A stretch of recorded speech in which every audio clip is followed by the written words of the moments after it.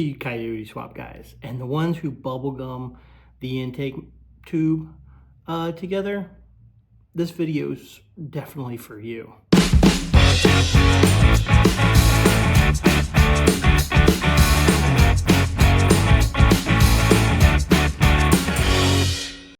All right, so we are working on Project PrimerBlue, which you know is a little project sidecar that I've decided to pick up my little build. One of the recommendations I told the owner, we need a proper air intake. This is literally what I just pulled out of his car. Okay, that filter, dude. That filter doesn't look like it's seen the light of day in many years. I don't know what is plastic welded or burnt or epoxied or what the heck's going on with that thing. And that's that aluminum tube. Cool little bin. Got a nice little ring around toward the end so that it seals up pretty good and all that jazz. But that's small. And when I say small, let me show you what we're about to be working with. This is the Power by the Hour kit, okay? Look at that filter. Clean, gorgeous, large, breathable. Look at that intake tube. Big, large, breathable. Look at this silicone 90. Large, breathable, perfect, machined mass airflow housing. This is what you need. This is what you need. You get enough material that's gonna put an intake in your car so that you can cut it to size and we can get nice cool air from our fender well, because yes, we are going to be getting air from the outside of the engine bay, because this is going to be all hot air in this engine bay. We don't need air from here. We need air from like out here where it's cooler. It's less turbulent. So stock mass air housing, it's like sized up perfect size. However, this is meant for an S197. Okay, it's not meant for a Fox body. Next problem with this system. So this is, you know, obviously the filter that comes with the Power by the Hour kit. Brand new. I know, I get it. We're gonna try to ignore that this one's all dirty and crunched up, but look at the openings. This one's choking that motor down. I just need something to be absolutely correct on this car. Can it have both hard? It doesn't have both fasteners holding the. So let's get a little progress update, because we have accomplished a couple things. So we're about to figure out how long this needs to be, get these in position. But we have our mass airflow sensor plugged in, put in the right orientation, and this in the right way. We have a filter hooked up. That's kind of why this doesn't come on through. Our harness does fit, because we also got to keep in mind our power steering reservoir goes right here as well. But now what we need to do is get this coupler. This guy goes on right here like so. We'll get that on so we can measure how long this needs to be. All right, so there's no scientific way of doing this, but so if I take the housing, you know, on a good day, that's probably as deep as it'll go.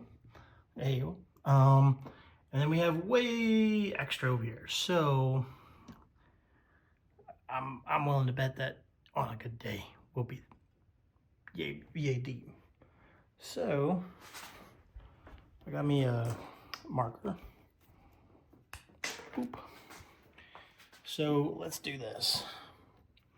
We're gonna put a little mark, a little dab on the side of this guy. Give us a little more.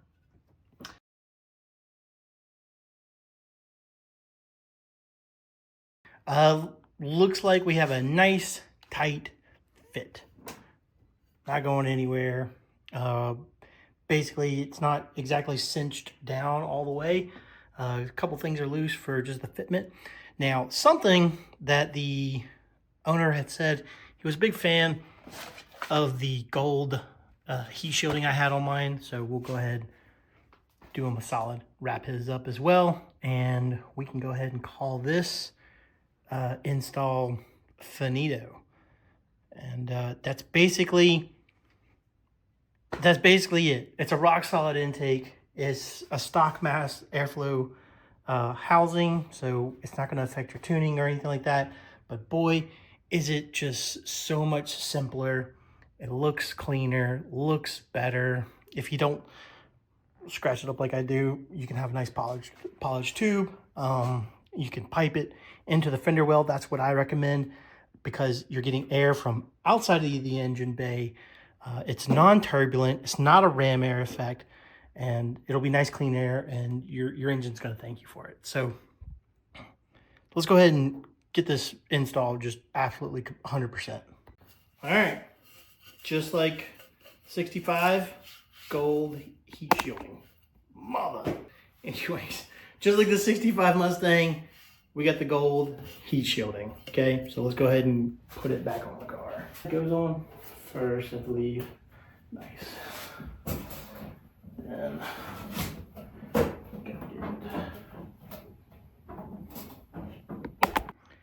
all right, and with a minor reroute of the mass airflow sensor wiring and plug, we got the intake for Project PrimerBlue complete. I love the way this looks. So much cleaner, so much simpler. It's going to get nice cool air from the fender well area. It's the correct size mass airflow housing. There's no choke points in anywhere because the tubing is larger than you're going to need for, especially for an NA Gen 1 Coyote. We have our PCV system vented to atmosphere through our catch can. So, man, I think now we just need to get the power steering figured out because we're still waiting on a few parts for that, and we're about to call this thing done. You Coyote Swap guys, I hope this video just illustrates how simple some of this can be. How nice you can make your intake system, the catch can, because there's companies like Power by the Hour, which is, it's their intake system and well thought of, and it always comes out nice, clean, simple, to give you everything you need. And it's approved by most of the tuners. I know, especially my tuner, Lund Racing. They tune the intake, and there's no issues there. So if you need an intake, or if you need parts for your Coyote swap, and you're looking for solutions, go check out Power by the Hour. PBHperformance.com. Power by the Hour Performance.com. If you like the video, hit the like button. It helps me a lot. Comment down below your thoughts. Would you have done anything different with the install? Let me know below. And if it's your first time here and you want to find out more Coyote Swap solutions, more Coyote Swap information, go ahead, think about hitting the subscribe button down below, and I'll see you guys later.